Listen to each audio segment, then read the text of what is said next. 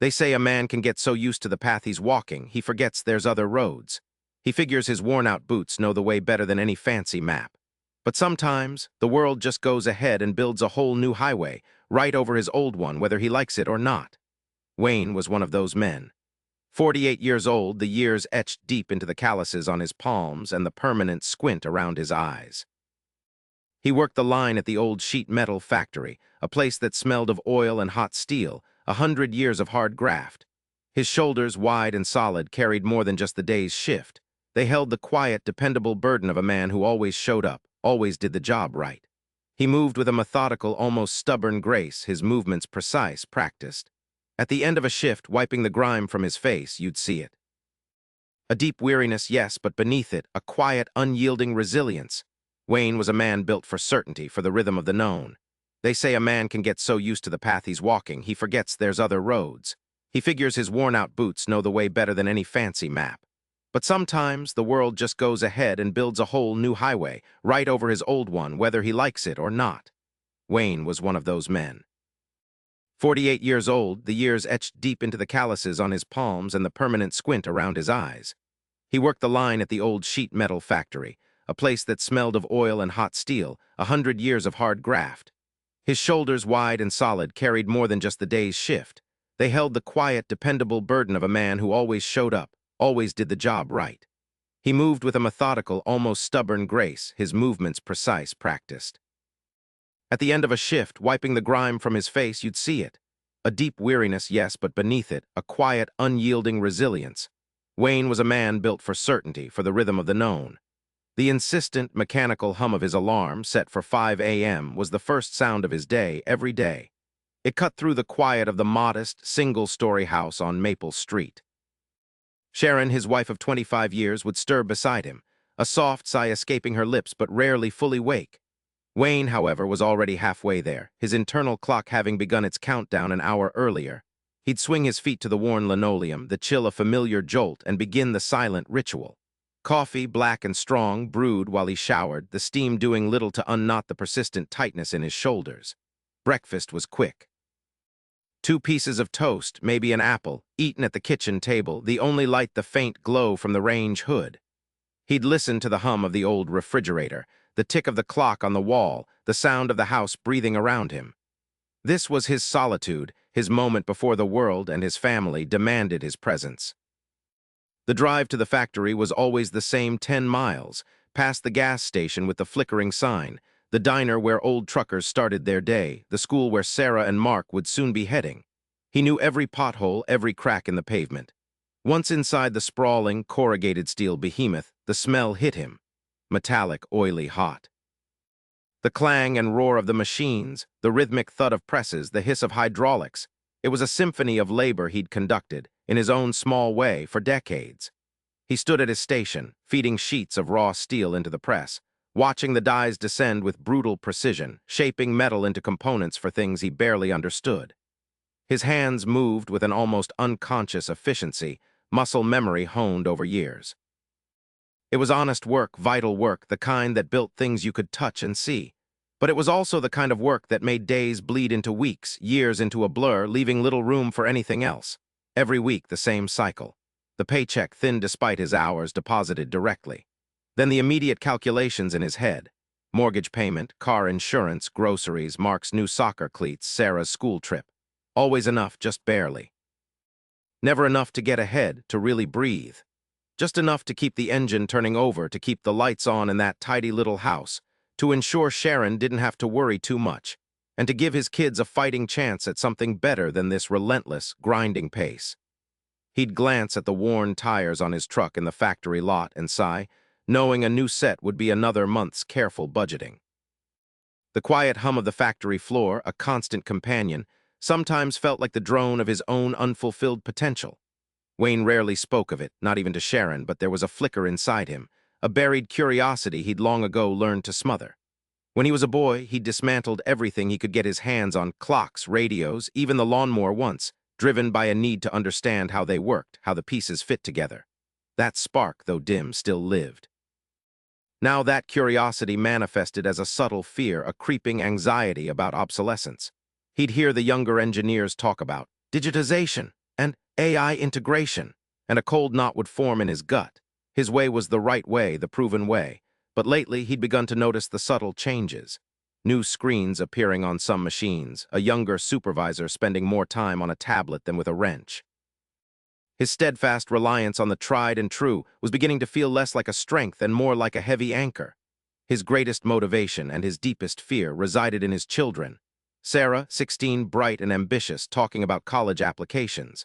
Mark, 12, already fluent in the language of screens and apps, building contraptions in his room with circuits and wires Wayne barely recognized. Wayne wanted to provide them with stability, a launch pad, not a burden. He wanted them to have choices he never had, to build lives beyond the repetitive clang of a factory floor. But what if he became the burden? What if his inability to keep up meant he couldn't provide? He'd look at Mark, so confident and fearless with new technology, and then at his own rough hands, so adept with a torque wrench, so clumsy with a smartphone. A quiet shame mixed with a profound love would wash over him. He was supposed to be the pillar, the one who knew how things worked. But increasingly, the world was moving on, and he felt himself, in his quiet way, being left behind. He was a man of immense practicality, but that practicality was beginning to clash with a world that was becoming increasingly theoretical, increasingly digital. The thought gnawed at him, usually late at night in the quiet dark after Sharon had drifted off. He wanted to adapt, he wanted to remain valuable, but the fear of looking foolish, of admitting he didn't know, was a powerful deterrent. The alarm clock, a chipped beige relic that had survived countless migrations from nightstand to floor, shrieked at 5 a.m. Not a gentle chime, but a raw, unapologetic bellow that yanked Wayne from the depths of sleep. He didn't hit snooze. He never did. There was no point. The day, like the factory floor, waited for no man. He swung his legs over the side of the bed, the familiar ache in his lower back a morning greeting. The house was still dark, save for the faint glow of the street lamp filtering through the bedroom curtains. Sharon would be asleep for another hour, curled on her side, breathing soft and even. He envied her that extra hour, but the rhythm of his life was set. He moved through the house with the quiet efficiency of a man who didn't want to wake his family. Coffee maker gurgling, toast popping, the smell of burnt sugar from a piece left too long. These were the small, predictable sounds of his morning. He'd eat his breakfast standing at the kitchen counter, glancing out the window at the pre-dawn street. Sometimes, he'd see old Mr. Henderson across the way, already out watering his prize-winning roses. Another steady rhythm in a changing world. By 5:45 a.m., he was in his beat-up Ford pickup, the engine turning over with a familiar groan that sounded a lot like his own. The drive to the plant was short, a route etched into his brain from 2 decades of repetition.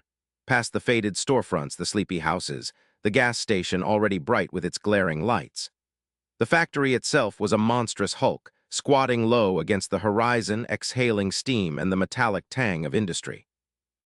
He'd park in his usual spot, the one under the old oak tree that seemed to lean with the same weariness he felt. Inside, the world came alive with a deafening symphony of machinery. The rhythmic clang of the presses, the hiss of hydraulic lines, the rumble of conveyor belts carrying unfinished parts down the line. His station was a small kingdom amidst the chaos, a worn workbench laden with tools, blueprints, and the grease-stained rags that were his constant companions. His hands, thick and calloused, moved with an almost unconscious grace, tightening bolts, checking gauges, coaxing life back into temperamental machines. It was honest work, demanding precision and strength, and for years it had been enough. More than enough. It was his purpose. But lately, the monotony had begun to gnaw at him, not just in the quiet corners of his mind, but with the steady, insistent thrum of a failing bearing. Every lever pulled, every valve turned, every weld inspected. It was the same yesterday, the same today, and promised to be the same tomorrow. He was good at it, damn good. He could diagnose a faltering gearbox just by the sound, anticipate a breakdown before the warning lights even flickered. Yet the deep satisfaction he once found in his mastery had been replaced by a subtle hum of dread, a feeling that his particular brand of knowledge was becoming a niche, a relic. When he wasn't on the floor, he was at home, in the modest, well-maintained house he and Sharon had slowly, painstakingly made their own. It wasn't fancy, but it was solid, just like Wayne himself. The small backyard was tidy, the lawn mowed to a precise height, the fence mended whenever a board came loose. But even here, the shadow of financial strain stretched long. Sharon, a whirlwind of practical energy, managed the budget with the precision of a seasoned accountant. but the numbers never quite seemed to add up comfortably. Sarah's college brochures, spread across the kitchen table, were less exciting possibilities and more looming expenses. Mark's requests for new computer parts, while a point of pride, felt like another draw on an already strained account. He'd catch Sharon looking at the bills, a faint worry line etched between her eyebrows, and he'd feel a tightening in his gut, a familiar squeeze of responsibility and inadequacy. Wayne carried more than just the weight of his toolbox and the aches of a physical job. He carried the silent burden of unexpressed dreams, packed away years ago like old photographs in an attic. He'd once fancied himself building something, not just fixing it, but creating it from scratch. Maybe a small workshop, crafting furniture, things that would last, things that would be admired for their honest workmanship. But life had a way of narrowing paths, and the factory job, with its steady pay and benefits, had felt like the only sensible road. Practicality had won, as it often did. He told himself it was the right choice, the responsible choice for Sharon, for the kids, and it was. But somewhere deep down, a part of him wondered what could have been if he hadn't played it so safe, if he hadn't believed that mastering one thing, and one thing only, would be enough for a lifetime. Now, that buried ambition, that quiet curiosity about making rather than just maintaining, was twisting into something else. A gnawing fear of irrelevance. He saw the younger guys at the factory, fresh out of technical school, tapping away at tablets, diagnosing problems with software he didn't understand. He felt a prickle of defensiveness, then a flush of shame. He dismissed their methods as flashy or untested, clinging to his wrench and his years of hands-on experience, but the truth was, their methods were often faster, more efficient. The world wasn't just evolving, it was accelerating, and he was watching it from the rear-view mirror, a familiar landscape slowly receding. His deepest fear wasn't losing his job, not exactly. It was becoming redundant, obsolete. A relic, just like that old beige alarm clock, still functional but no longer relevant. He saw it in the worried glances of some of the older guys, the ones who had been there even longer than him, their faces etched with the same silent anxiety. He wanted to be the strong one, the stable one, the rock for his family.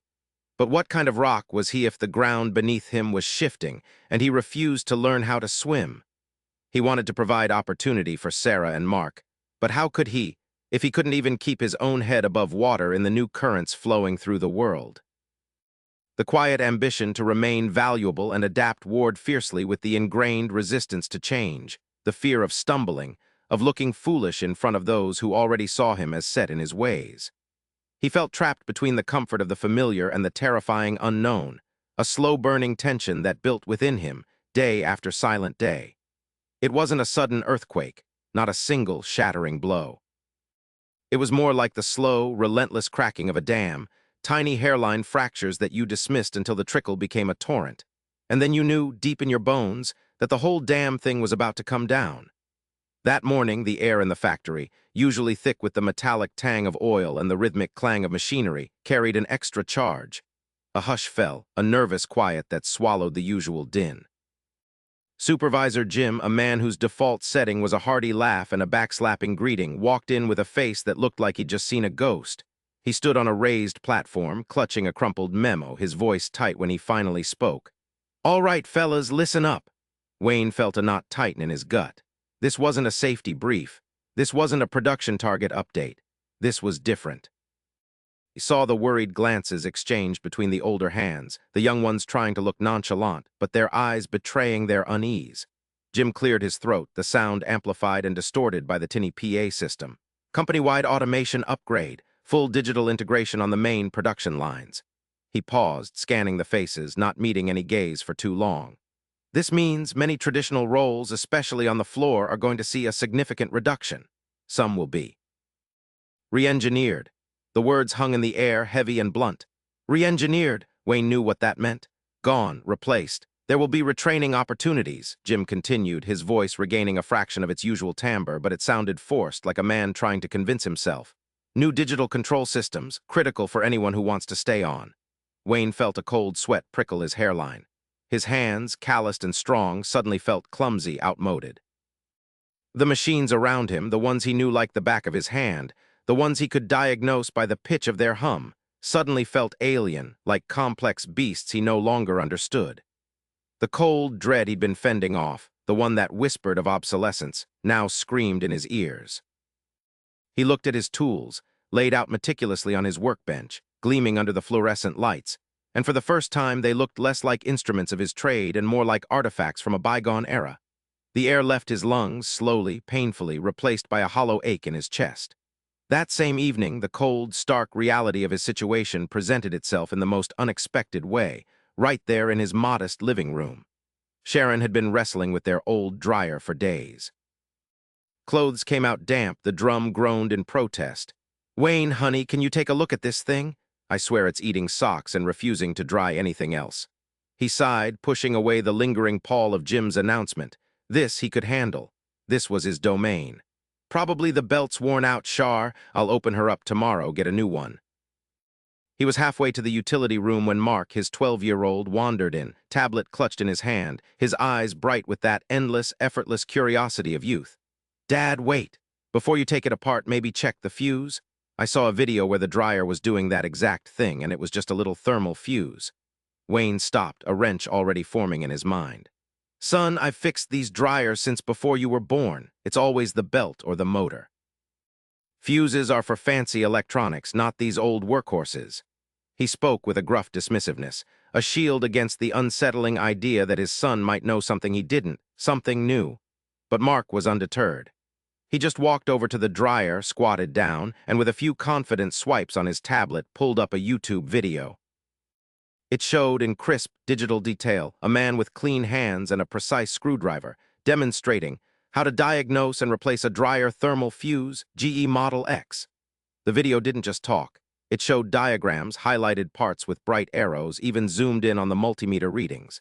Wayne watched over Mark's shoulder, a strange mix of irritation and morbid fascination. His son, following the instructions on the screen, not his dad's years of intuition. Mark systematically unscrewed a panel, located the tiny cylindrical part, and then, pulling out a small digital multimeter Wayne didn't even own, he touched its probes to the fuse. The screen on the meter remained blank.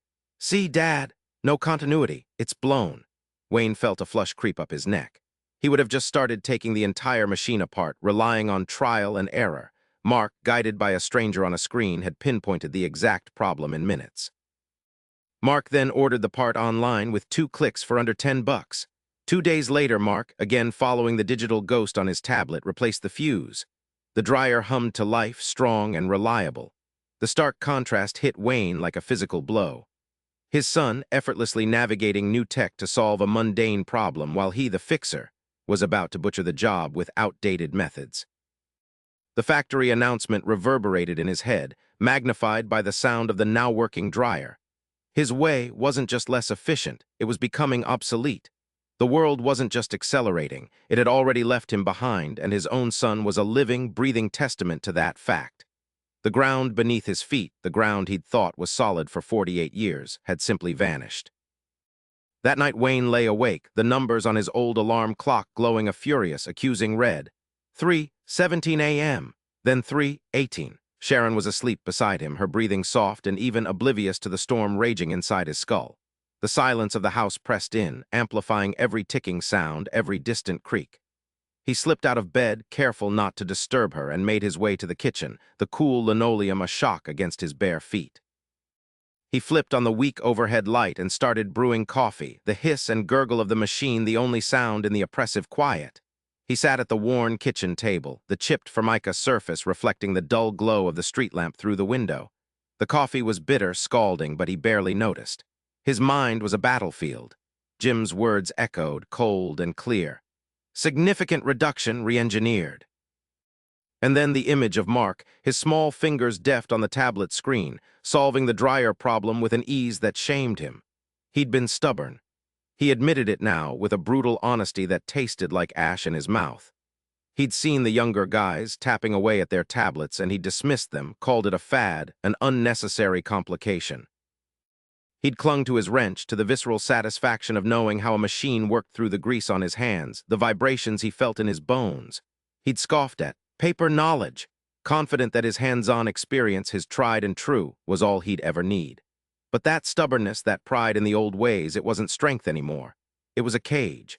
He looked at his hands, rough and scarred, the tools of his trade, now feeling less like assets and more like relics. He remembered his own father, a carpenter by trade, who saw his livelihood slowly erode when machine-made furniture flooded the market. His father had resisted, complained, and eventually withered. Wayne had sworn he'd never be like that, but here he was, staring down the barrel of the same gun, only this time the enemy wasn't machine-made chairs, but digital code and automated arms. The fear, raw and visceral, was not just about losing his job. It was about failing his family. He'd always prided himself on being the provider, the rock. What kind of rock was he if he couldn't adapt to the shifting ground? What kind of future could he offer Sarah and Mark if his own was crumbling around him because he refused to learn a new language? He'd always wanted to give them opportunity, to make their lives easier, more secure. But his own inaction was now threatening to pull the rug out from under them all. He thought of Mark, effortlessly Googling a solution, learning in minutes what would have taken Wayne hours of frustrated guesswork. He thought of Sarah, already talking about college and careers that would likely involve technologies Wayne couldn't even imagine. He was supposed to be their guide, their foundation. Instead, he felt like a dinosaur watching the meteor speed towards the Earth, unable or unwilling to even try and run. The quiet ambition he'd buried deep, the desire to remain valuable, to adapt, it clawed its way to the surface in the quiet darkness of the kitchen. He'd let the fear of looking foolish, of stumbling, of admitting he didn't know, paralyze him. He'd let the comfort of the familiar lull him into a dangerous complacency. He had built his entire identity on being the one who knew how things worked, the one who could fix it. And now the very definition of how things worked was changing, and he was being left behind. A profound exhaustion settled into his bones, deeper than any fatigue from a long shift. It was the weariness of a man who had been fighting a losing battle against himself. He knew with a certainty that chilled him to the core that he couldn't keep going like this. The path he was on, the path of comfortable resistance, was a dead end. He had to change. But how? He didn't know. The only thing he knew for sure, sitting there in the silent, pre-dawn gloom, was that he couldn't afford to not try. Not anymore. Wayne pushed himself up from the chair. The old linoleum on the kitchen floor felt cold under his bare feet, a biting reminder of the chill that had settled into his soul. It wasn't a grand revelation, no lightning bolt from the sky. It was quieter than that, a deep, steady thrumming in his chest, a kind of low, insistent hum that simply stated, enough. Enough of the fear, enough of the waiting, enough of being left behind. He didn't know what the next step looked like, not precisely.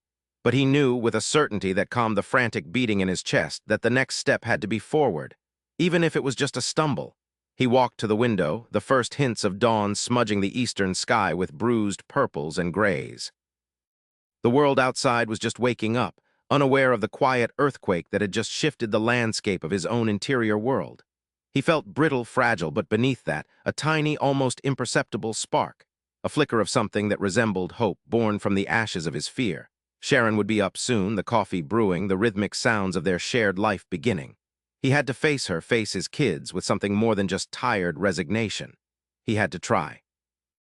The day at the factory was a blur of familiar motions, yet everything felt different, seen through a new lens. The rumbling of the old presses, the scent of oil and metal, they were still there, anchors in a changing tide. But everywhere he saw the signs of the coming shift. Engineers in crisp shirts clustered around new diagrams, hushed conversations about integration and optimization. He saw a new robotic arm, still shrouded in plastic, sitting dormant in a corner, waiting for its moment to awaken and perhaps render a dozen men like him obsolete. Each sight was a little kick to his gut, reinforcing the quiet decision he'd made in the pre-dawn dark. That evening after dinner, the usual drone of the TV filled the living room. Sarah was in her room, probably on some social media platform, her fingers flying across a screen he barely understood. Mark was hunched over his tablet, engrossed in a game.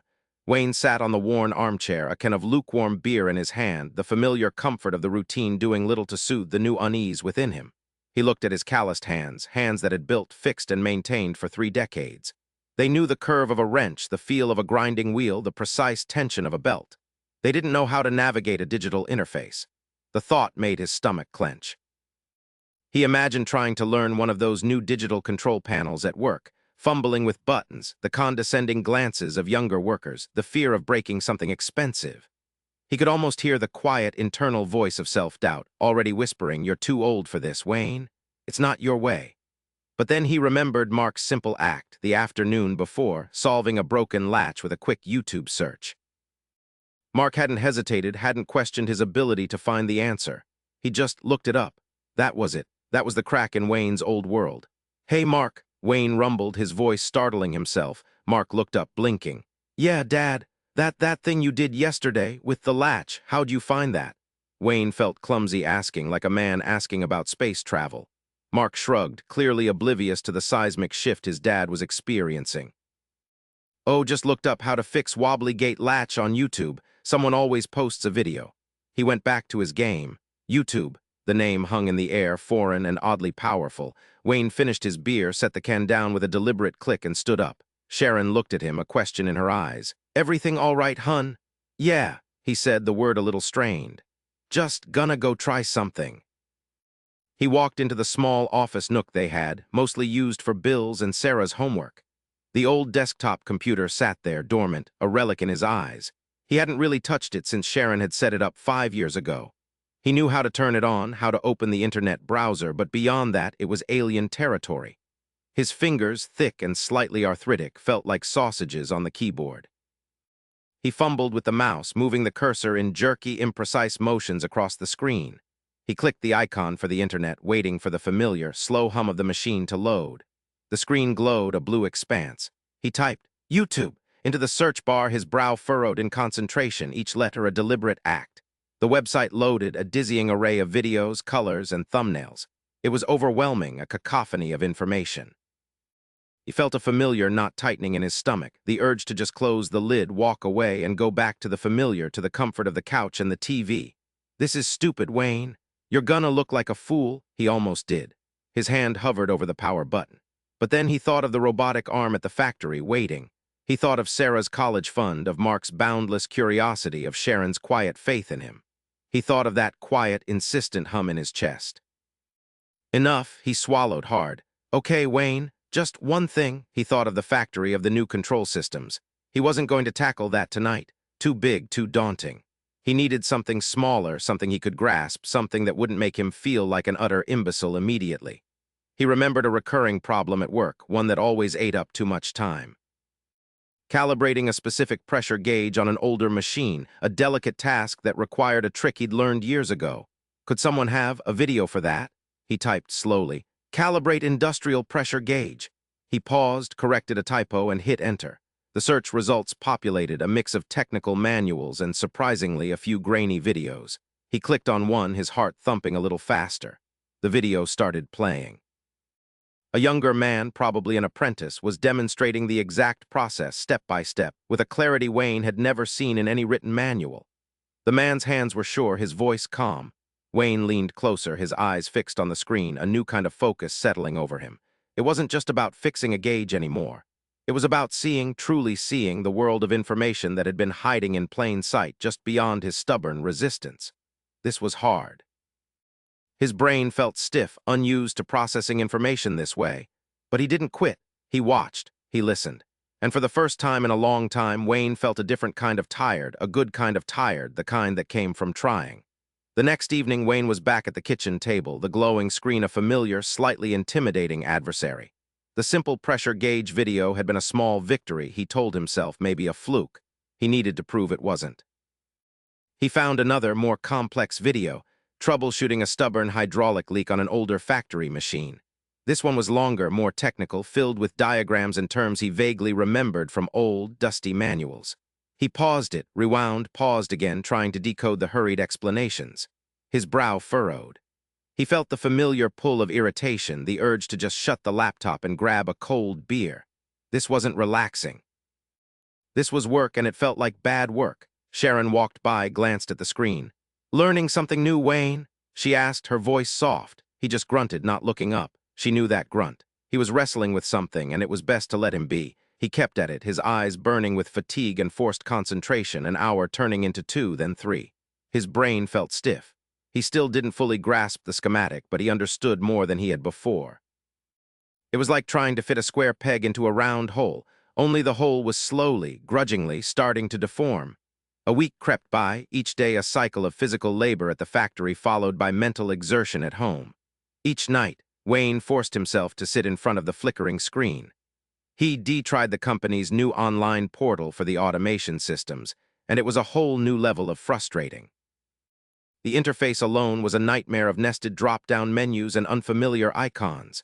He clicked a button, then another, following an obscure instruction.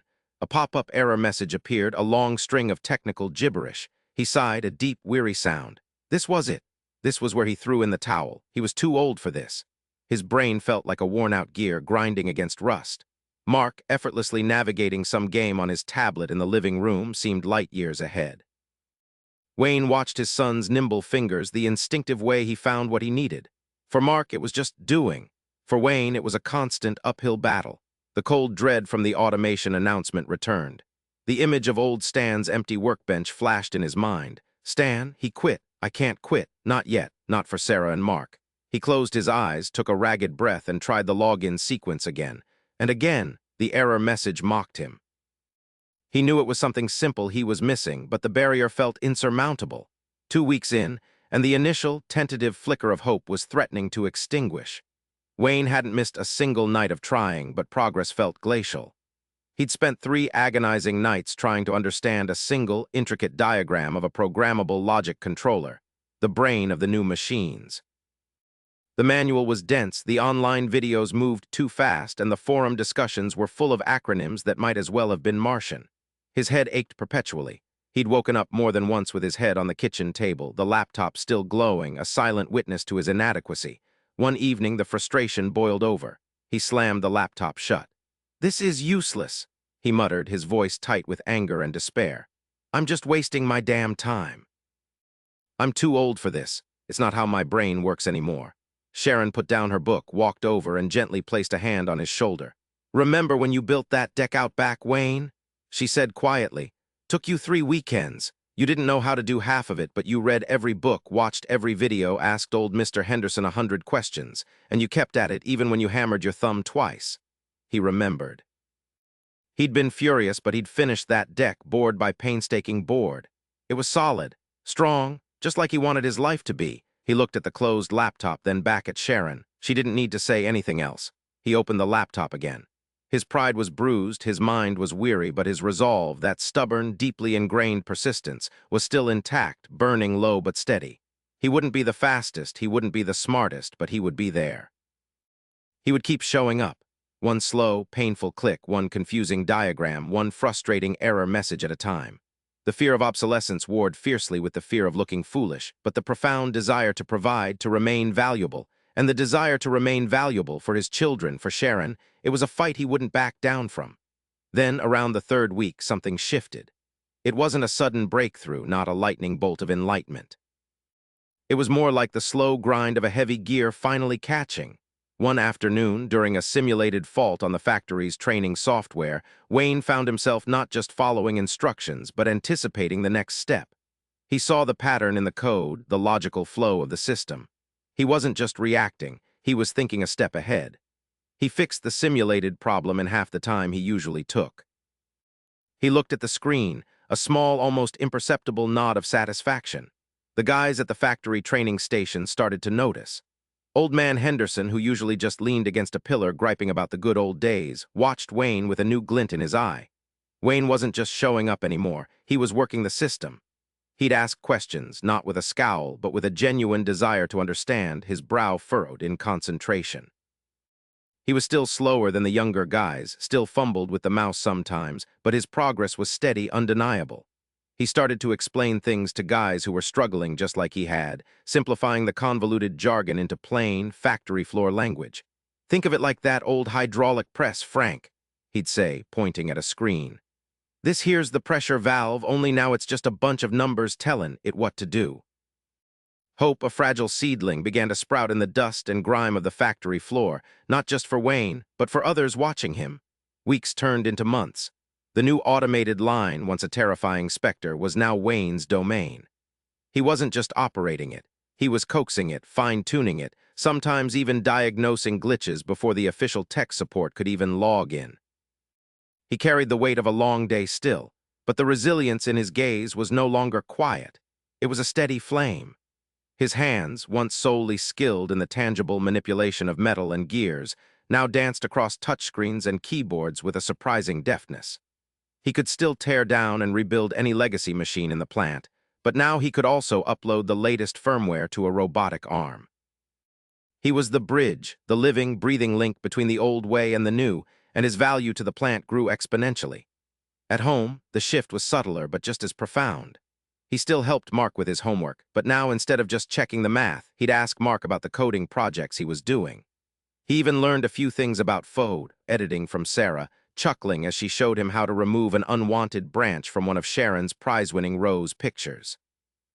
The fear of obsolescence had receded, replaced by a quiet confidence, a new sense of purpose that resonated beyond the factory walls. He wasn't just providing for his family. He was showing them what it meant to keep growing, to never be finished. One Tuesday morning during break, Wayne sat nursing a mug of lukewarm coffee, watching the new robotic welder's arc and spark. Young Kevin, fresh out of tech school, came over, scratching his head. "Mr. Wayne," he said, "I'm having trouble with the calibration sequence on Unit 7. It keeps throwing a sensor misalignment error, but all the physical checks are green." Wayne took a slow sip. "Check the firmware version, son," he said without looking up, his gaze still on the graceful dance of the robots. "Sometimes an older version conflicts with the new diagnostic protocols. Happened to me last week on Unit 3. Updates came through overnight, didn't sync right." Kevin's eyes widened. He scrambled off, and a few minutes later, Wayne heard a triumphant shout. Kevin came back, beaming. "You got it, Mr. Wayne. How'd you know?" Wayne just gave a slight, tired smile. "Look, things change, Kevin. You can stand there griping about it, or you can pick up the manual and figure it out. It ain't about being the smartest. It's about being willing to keep figuring stuff out. Every day's a school day if you let it be, and that's how you keep your head above water." He said it so plainly, so simply. It wasn't some grand philosophy, it was just how he lived now. The world around him kept spinning, kept changing, kept demanding more, and Wayne, the quiet, dependable factory worker, had found his footing.